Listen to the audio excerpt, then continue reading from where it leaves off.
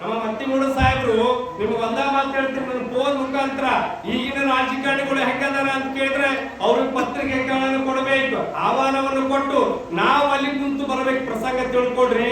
ಈಗಿನ ಸ್ವಾಮಿಗಳು ಹೆಂಗಾಗ್ಯದ ಪರಿಸ್ಥಿತಿ ಅಂದ್ರೆ ಮೊದಲೆಲ್ಲ ರಾಜಕಾರಣಿಗಳು ನಮ್ಮ ಹತ್ರ ಬರ್ತಿದ್ವು, ಈಗ ಹೆಂಗಾಗ್ಯದ ಅಂತ ಕೇಳಿದ್ರೆ ನಾವು ರಾಜಕಾರಣಿಗಳ ಹತ್ರ ಹೋಗಿ ಅಲ್ಲಿ ಅವ್ರಿಗೆ ಆಮಂತ್ರಣ ಕೊಡೋ ಪರಿಸ್ಥಿತಿ ನಮಗ್ ಬಂದೈತಿ.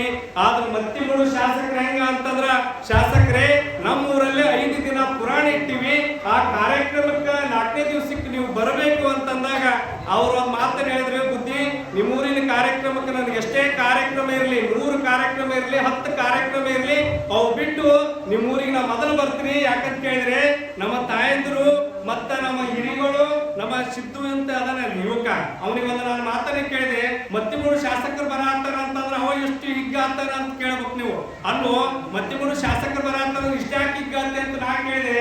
ಅಲ್ಲೋ ಅಪ್ಪ ಅವನ್ ಮಾತನ್ನ, ಅಪ್ಪ ನನಗ ಯಶು ದರ್ಶನ್ ಹಿಂಗೇನು ಅಂತಾರಲ್ಲ ಪಿಕ್ಚರ್ ನಾಯಕರು, ಕ್ರಿಕೆಟ್ ನಾಯಕರು, ಇವ್ರು ನಮ್ಮ ನಾಯಕರು ನನಗ ಅಲ್ರಿ, ನನಗೆ ಯಾಕೆ ನಾಯಕರು ಅಂತ ಕೇಳಿದ್ರೆ ಮತ್ತಿಮೂರು ಶಾಸಕರೇ ನನ್ನ ನಾಯಕರು ಅಂತಕ್ಕಂಥದ್ದಲ್ಲ.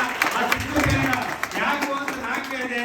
ಅಪ್ಪರೇ ನಮ್ಮ ಊರಿಗೆ ಎಲ್ಲಿ ಕೇಳ್ರಿ, 70 ವರ್ಷ ಆದ್ರೂ ಕೂಡ ಕಣ್ಣಿ ಮಲ್ಕೊಂಡ ದೇವರಿಗೆ ರೋಡ್ ಇದ್ದಿದ್ದಿಲ್ಲ, ಆಮೇಲೆ ಬಸವಣ್ಣ ದೇವರಿಗೆ ಕಮಾನ್ ಇದ್ದಿದ್ದಿಲ್ಲ, ಮತ್ತ ಬಸವಣ್ಣ ದೇವರಿಗೆ ಹೋಗೋ ಟೈಮಿಗೆ ರೋಡ್ ಇದ್ದಿದ್ದಿಲ್ಲ, ಆಮೇಲೆ ಕಲ್ಯಾಣ ಮಂಟಪ ಇದ್ದಿದ್ದಿಲ್ಲ, ಆಮೇಲೆ ಮಠಕ್ಕ ಸುವರ್ತ ಐತ್ರಿ. ಅಪ್ಪರೇ ನೀವು ಹಂಗ ಕುಂದಿರ್ತಿದ್ರಿ.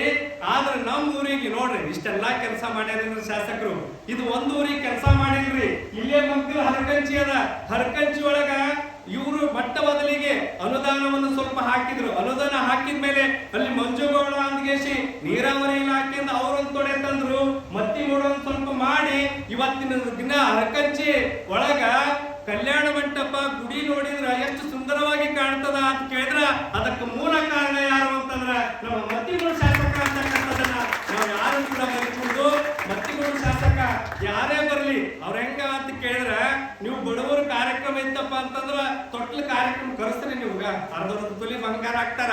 ಯಾಕಂತ ಕೇಳಿದ್ರ ನಾನು ಎಲ್ಲಾ ಕಡೆ ಕಾರ್ಯಕ್ರಮಕ್ಕೆ ಹೋದಾಗ ಒಂದ್ ಸಣ್ಣ ಬಂಗಾರದ ಉಂಗ್ರವನ್ನ ತಂದಿರ್ತಾರ, ಇಲ್ಲ ಅಂತಂದ್ರ ರೊಕ್ಕನ ಕೊಟ್ಟು ಬರ್ತಾರ.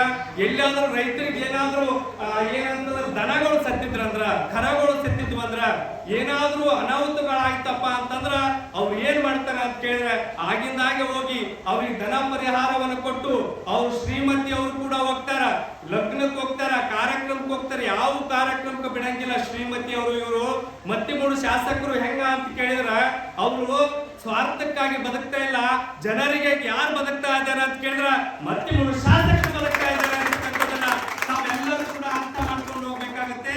ಅವ್ರದ್ದು ಎಂತ ಮನಸ್ಸು ಅಂತ ಕೇಳಿದ್ರೆ ನಾವೆಲ್ಲ ಶಾಸಕರು ನಮ್ಮ ಸ್ವಾಮಿಗಳು ಅಂತಿರ್ತಾರ, ಬುದ್ಧಿ ನೀವು ಎಲ್ಲ ಚಲೋ ಸ್ವಾಮಿಗಳು ಪುಣ್ಯ ಮಾಡಿದ್ ನೀವೆಲ್ಲ.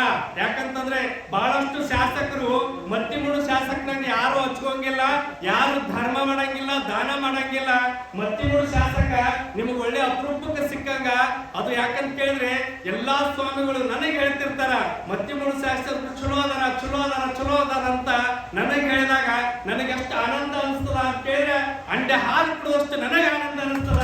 ಇಂಡಿಯಾದಲ್ಲಿ ನಮ್ಮ ಭಾಗಕ್ಕ ಸಿಕ್ಕಿದ್ದು ಅಂತಕ್ಕಂಥದ್ದು ಹೇಳ್ತಾ ಒಂದೇ ಒಂದು ಶುಭಾಶಯಕಾರ ಹೇಳ್ತಾರೆ. ಏನಂತಂದ್ರೆ ವಜ್ರದಪಿ ಕಠೋರಾಣಿ ಮೃದುನಿ ಕುಸುಮಾದಪಿ ಲೋಕೋತ್ತರಾಣಂ ಚೇತಾಂಸಿ ಕೋಹಿ ವಿಜ್ಞಾತ ಮಾರತೆ. ಅಂದ್ರೆ ವಜ್ರ ಬಹಳ ಗಟ್ಟಿಯಾಗಿರ್ತದಂತ, ವಜ್ರಕ್ಕಿಂತ ಹೂವು ನೋಡ್ರಿ, ಹೂವು ಬಹಳ ಮೃದುವಾಗಿರ್ತದಂತ. ಹೂವು ಎಲ್ಲರಿಗೂ ಬೇಕು, ಗುಲಾಬಿ ಹೂವು ಏರ್ಸಿದ್ವಲ್ಲ ಇದೆಲ್ಲ ದೇವ್ರ ಮುಡಿ ಸೇರ್ತದ, ಗುರುವಿನ ಪಾದ ಸೇರ್ತದ.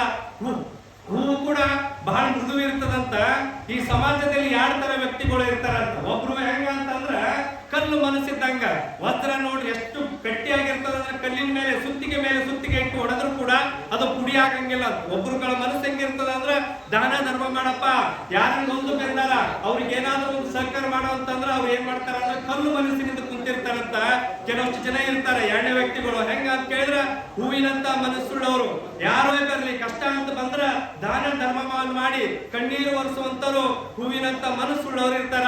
ಹೂವಿನಂತ ಮನಸ್ಸುಳ್ಳ ವ್ಯಕ್ತಿ ಯಾರಾದ್ರಿಂದ ಅದು ನಮ್ಮ ಮತ್ತಿಮೂಡು ಶಾಸಕ ಅಂತಕ್ಕಂಥದ್ದನ್ನ ನಾವು ಅರ್ಥ ಮಾಡ್ಕೊಂಡು ಹೋಗ್ಬೇಕಾಗತ್ತೆ. ಮತ್ತಿಮೂಡು ಶಾಸಕರಿಗೆ ಒಂದೇ ಕೇಳಿದ್ರೆ ಏನು ಅಂತಂದ್ರ, ನನ್ನ ಮನವಿ ಏನು ಅಂತಂದ್ರ ಮೊದಲು 10 ಲಕ್ಷ ನನ್ನ ಮಟ್ಟಕ್ಕೆ ಕೊಟ್ಟಾರ, ಈಗ 10 ಲಕ್ಷದಾಗ ನಾನು ಅಷ್ಟು ಅರಮನೆ ತರ ಏನು ಮಾಡ್ಕೊಂಡಿದೀವಿ.